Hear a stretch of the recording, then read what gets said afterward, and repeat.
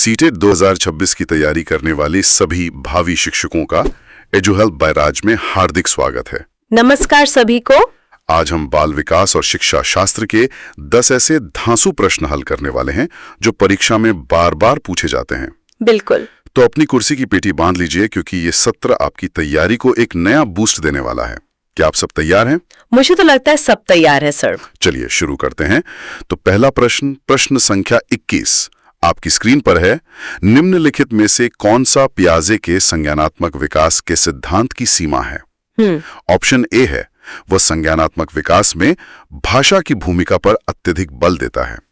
B वह संज्ञानात्मक विकास में व्यक्तिगत भिन्नताओं को ध्यान में नहीं रखता है। जी।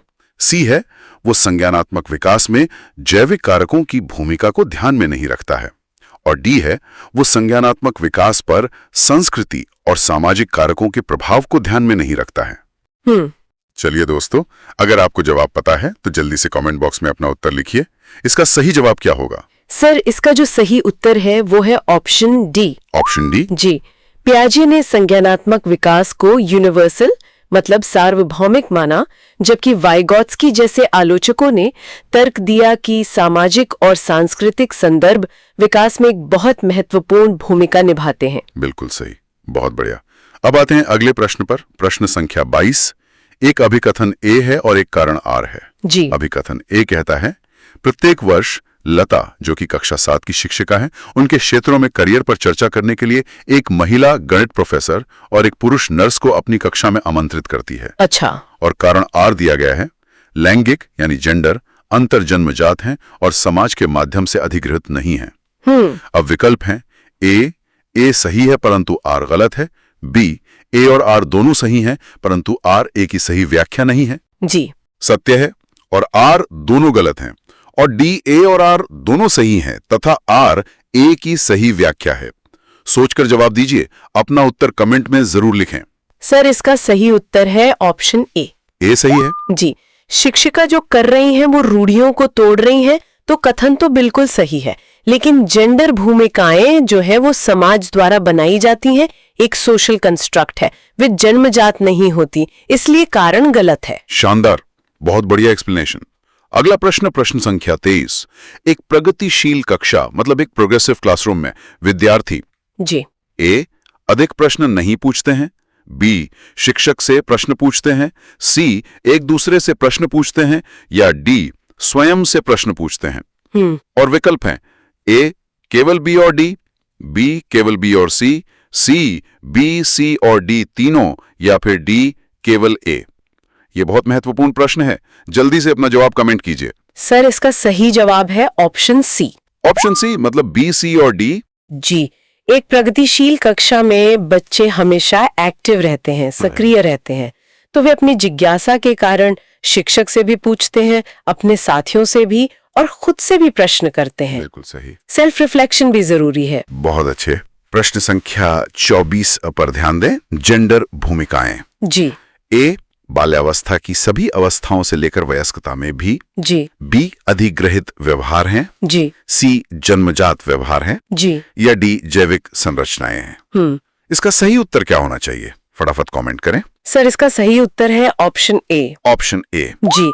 जेंडर भूमिकाएं वो व्यवहार है जो समाज पुरुषों और महिलाओं के लिए उचित मानता है, और ये सीखने की जो प्रक्रिया है मतलब सोशलाइजेशन, वो जीवन भर चलती रहती है। बहुत अच्छे। चलिए अगला प्रश्न संख्या 25 बुद्धि के संदर्भ में निम्नलिखित में से कौन सा दृष्टिकोण शिक्षार्थियों के बीच विविधता के सम्मानपूर्ण विचार का समर्थन करता है? जी। ऑप्शन ए है बुद्धि वातावरणीय कारकों से प्रभावित नहीं होती है, बी बुद्धि आनुवांशिक कारकों से प्रभावित नहीं होती है, सी बुद्धि को मापने के लिए बुद्धि लब्धि परीक्षण ही एकमात्र साधन है, या डी बुद्धि बहुआयामी है और समय के साथ बदल सकती है। सोच समझकर उत्तर दें और कमेंट करना ना भूलें। सर, इसका उत्तर है डी। डी? जी।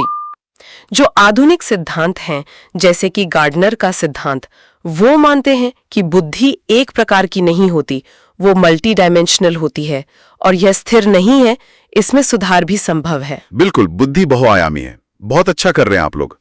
प्रश्न संख्या 26 निम्नलिखित में से किसने सामान्य बुद्धि की अवधारणा की आलोचना की और बुद्धि का एक वैकल्पिक सिद्धांत प्रस्तावित किया? जी। ए. जीन पियाजे, बी. हॉवर्ड गार्डनर, सी.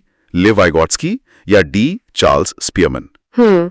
इसका जवाब तो सबको पता होना चाहिए, जल्दी से कमेंट करें। सर, इसका सही उत्तर है B, Howard Gardner. Howard Gardner ji. Charles Spearman ने जी फैक्टर यानी सामान्य बुद्धि का कॉन्सेप्ट दिया था, जिसकी आलोचना हार्वर्ड गार्डनर ने की और बहुबुद्धि सिद्धांत यानी थ्योरी ऑफ मल्टीपल इंटेलिजेंस दिया। एकदम सही। चलिए प्रश्न संख्या 27 देखते हैं।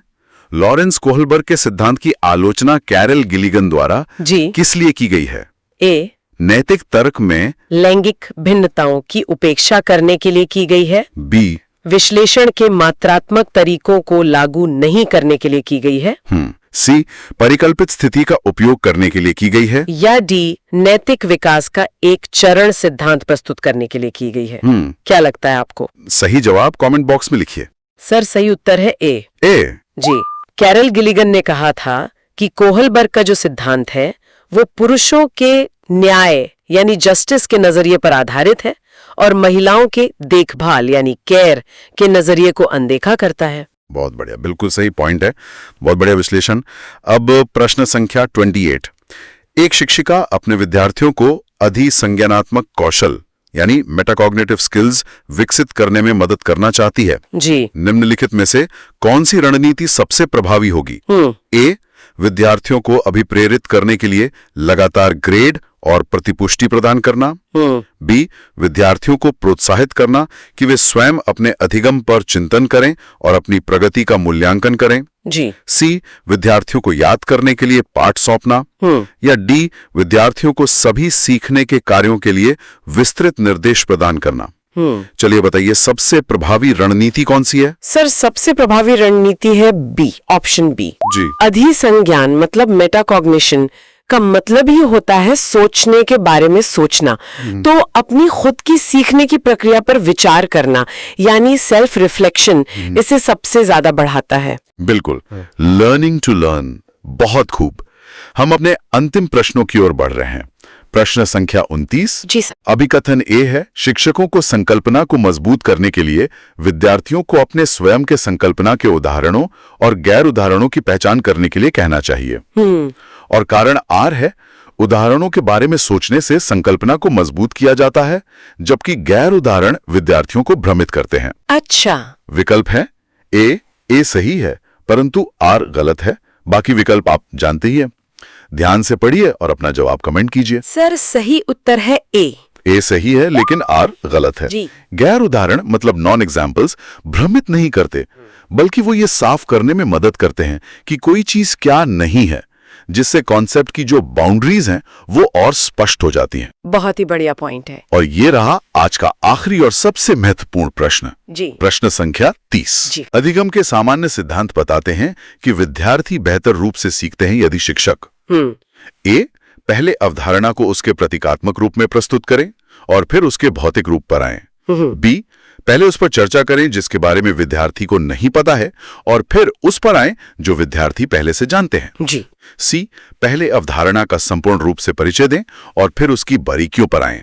या डी. पहले तर्क और कारण के संदर्भ में अवधारणाओं पर चर्चा करें और फिर विचारों को सत्यापित करने का अवसर दें। इसका सही जवाब क्या होगा, जल्दी से कमेंट में बताएं। सर, इसका सही उत्तर है सी, ऑप्शन सी। जी। ये समग्र से अंश की ओर यानी होल टू पार्ट का सिद्धांत है।